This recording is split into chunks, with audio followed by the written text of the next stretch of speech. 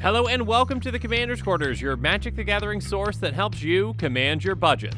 This show and episodes like this one are possible thanks to viewers like you. If you're looking for an easy way to help support this show, make sure that you like, share, and subscribe. Also, hit that bell notification icon so you don't miss any new episodes. You can also go check out our playmats and other merchandise at thecommandersquarters.com. We also have a ton of brand new t-shirt designs in stock, so make sure you check out those as well.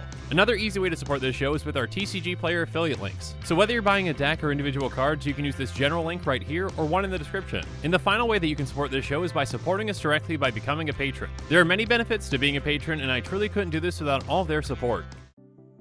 Hey everyone, Mitch coming in for the Commander's Quarters studio. Welcome to the show.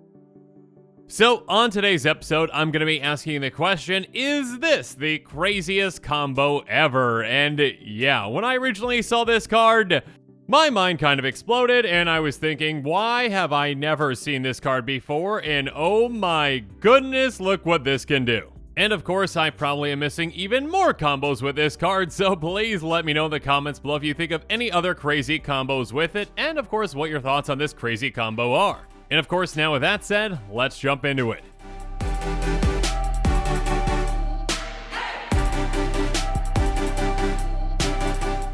So the card that this crazy combo revolves around is Jin Illuminatus. Now this card has been reprinted a couple of times at this point, but does not see a lot of play in Commander at all, and yeah, I mean, I think it, according to this, it was in the Commander 20 Precon, or one of them at least, but yeah, for whatever reason, I might be blanking this out, but I do not remember this card at all. Regardless, it is a very unique card, so let's break it down. It's a 3/5 Jin with flying that costs 5, is it?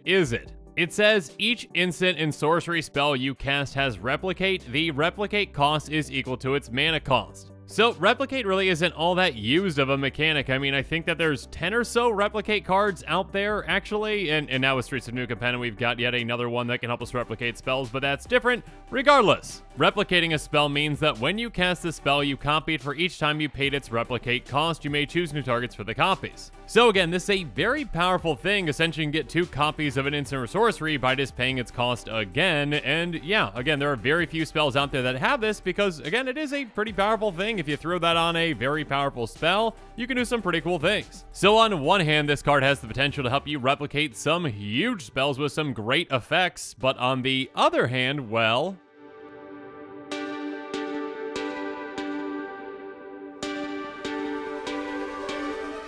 my mind immediately went to a card like Pact of the Titan, which has a 0 mana cost. Pact of the Titan is one of the very few instants and sorceries out there that has a 0 mana cost. In fact, there are only 5 cards out there that fit this requirement that you could replicate infinitely with this creature. Regardless, Pact of the Titan is the first one that I want to highlight because it's the first one that came to mind. It's an instant for 0 that says create a 4/4 red giant creature token. Oh, and just one other small thing. At the beginning of your next upkeep, pay 4 in a red. If you don't, you lose the game. Anyways, so yeah, you're going to want to make sure that you pay that or you lose. And of course, if you replicate this infinitely, cool, you get infinite 4/4 giants.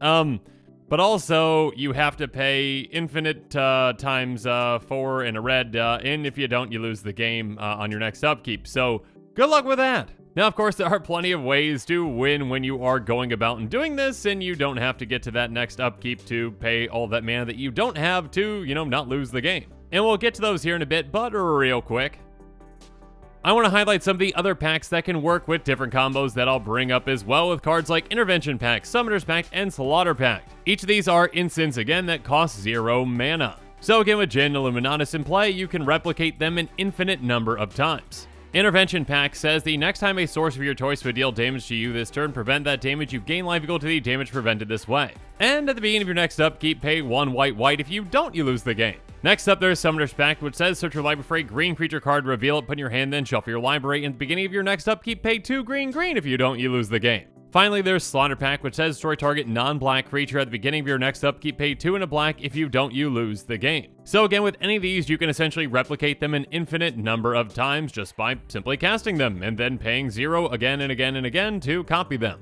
Intervention Pact, obviously you can choose any source in play, it can be a land, it does not matter what you are preventing or not preventing, you can still target that an infinite number of times. With Summoner's Pact, sure, if you've got a green creature in your deck, great, if you don't, you can just fail to find as well an infinite number of times. And then with Slaughter Pact, yeah, you can destroy basically every single non-black creature in play, and of course, for this combo's sake, you don't really need to do that, but you always will have a target, obviously, if you are, comboing with Djinn Illuminatus, because it is not a black creature, therefore you can destroy it with this, and you just need to make sure that you can cast and copy this an infinite number of times to win. But now let's move on and talk about how we can win by replicating these packs infinitely, before we lose by not being able to pay for them.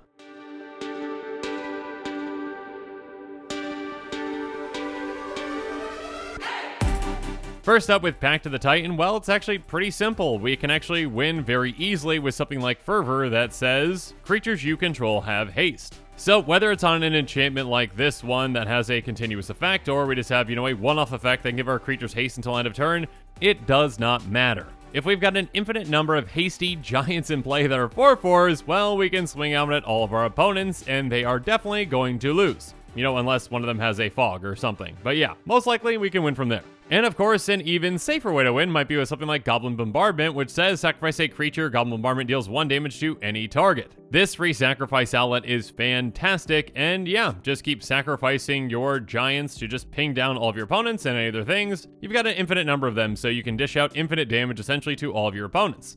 Okay, rules lawyers out there, yes, technically not infinite. Choose a number, okay, 60 trillion. There we go. Regardless, there are other sacrifice outlets that will work like this, like an Ashnod's Altar that's going to mill everyone out, and yeah, there's different ways to go about it with Pact of the Titan in particular. That being said, sometimes all we need to do is cast and copy our packs to actually win, and this is where the other packs come into play as well.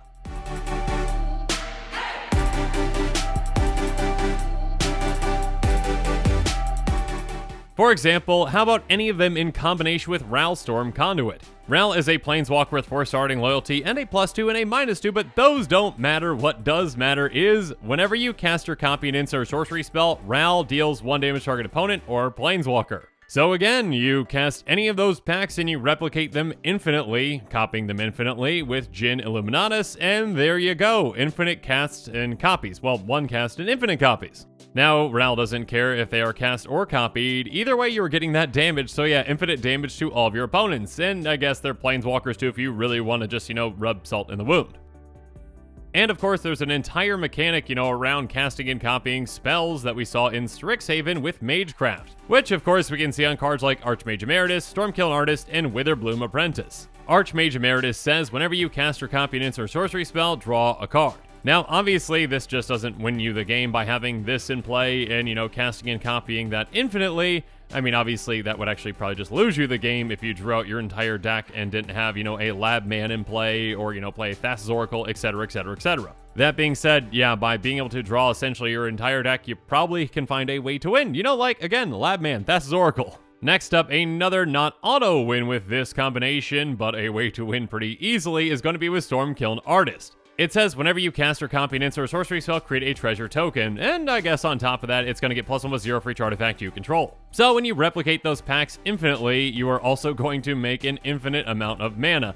Ironically, though, not enough mana to pay for all of those packs that you just cast, because you're only making 1 treasure per spell, and all those packs have a cost that is more than 1 that you have to pay on the next upkeep. Regardless, Stormkiln Artist will have infinite power, which is pretty funny. You probably won't win with that, but you might. But yeah, I mean, if you've got infinite mana essentially with all those treasures, you probably can find some ways to win from there. But of course, a way to just win right away is with Witherbloom Apprentice. It has Magecraft. Whenever you cast or copy an instant or sorcery spell, each opponent loses 1 life and you gain 1 life. So this is pretty simple and straightforward. Okay, I drain all my opponents and I gain a ton of life. It does not matter with that life gain, but sure, I'll take it.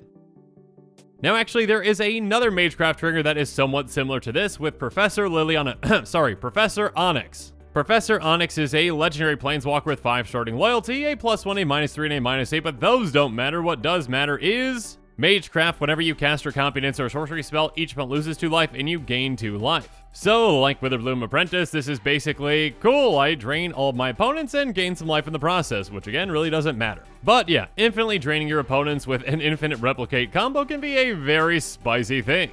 And in my opinion, it's a pretty crazy and out there combo. That being said, another kind of combo I do want to highlight really quick with Professor Onyx and some of those other Magecraft triggers too, is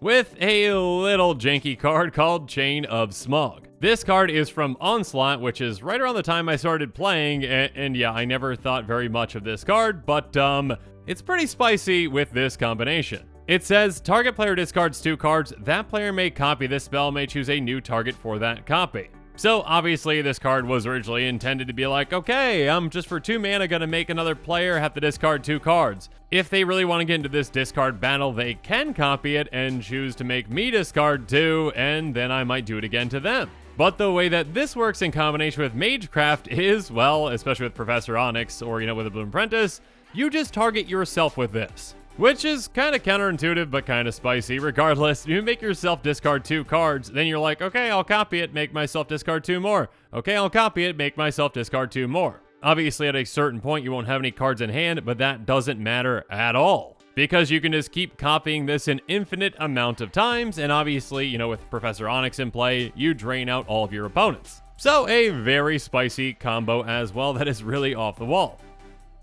Now I promise I'll stop doing this, but I just want to mention one more card that works in a somewhat similar way that is very spicy as well with Fury Storm. Fury Storm says, whenever you cast a spell copied for each time you've cast your commander for the command zone this game, you may choose new targets for the copies. Copy target insert sorcery spell, you may choose new targets for the copy. So this is a very easy combo to set up with essentially any Magecraft trigger. All you need is to cast your commander just once, that's it, then cast this. Fury Storm's going to go on the stack as well as a copy of it, then you use the copy to make a copy of the original, which creates another copy, and you keep copying the original again and again and again. So again, you get infinite copies and infinite Magecraft triggers. Now, in my opinion, yes, this is pretty spicy, but I really like the infinite replicating of packed cards that you cannot pay for on next upkeep and trying to enter them right away.